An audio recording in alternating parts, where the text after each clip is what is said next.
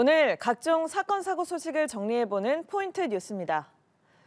첫 번째 소식입니다. 강원도 강릉에서 급발진 의심 증상으로 할머니와 함께 차에 탔던 어린 손자가 숨진 안타까운 사고 기억하실 겁니다.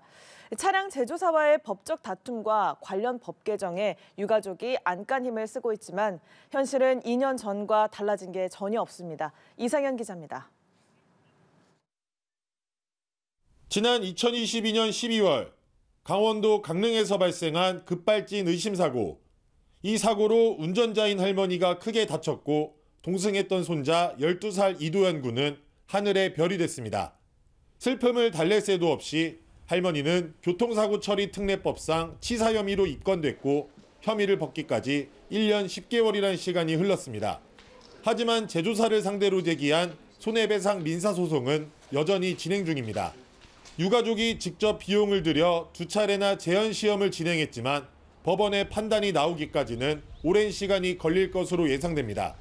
더욱이 유가족이 간절히 바라고 있는 제조물 책임법 개정안, 이른바 도연이법도 여전히 국회 문턱을 넘지 못하고 있습니다.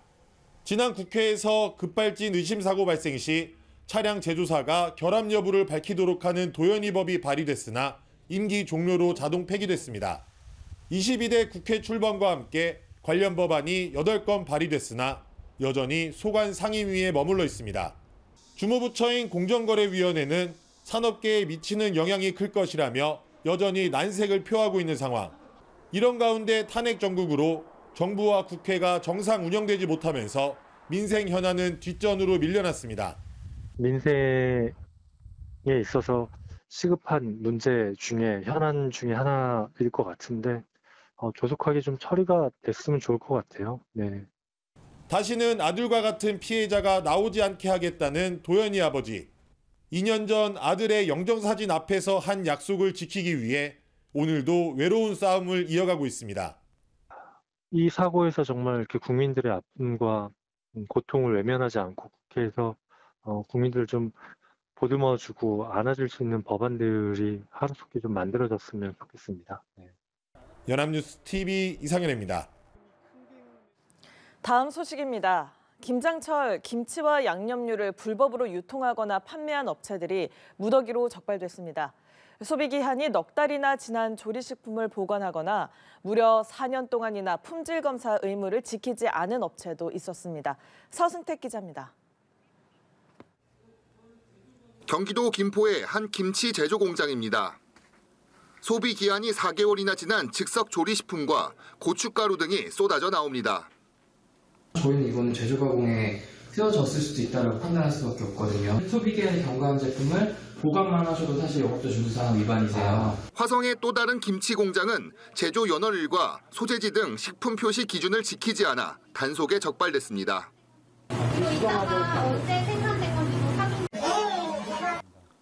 평택의 한 식품업체는 무려 4년 동안이나 자가 품질검사 의무를 지키지 않은 것으로 드러났습니다. 경기도 특별사법경찰단은 지난달 11일부터 2주간 김장철 불법 유통과 판매 행위에 대한 집중 단속을 벌여 모두 34곳의 위반업소를 적발했습니다.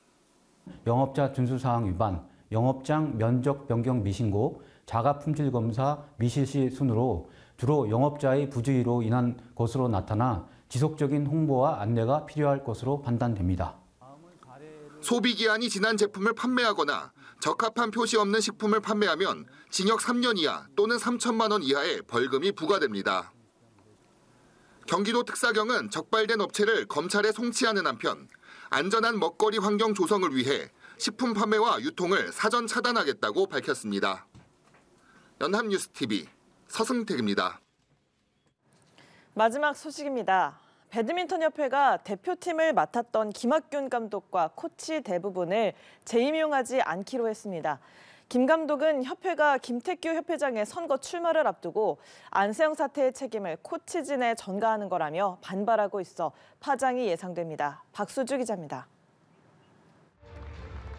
배드민턴협회는 지난 7일 평가위원회를 열고 대표팀 국내 지도자 5명의 재임용을 심사했습니다.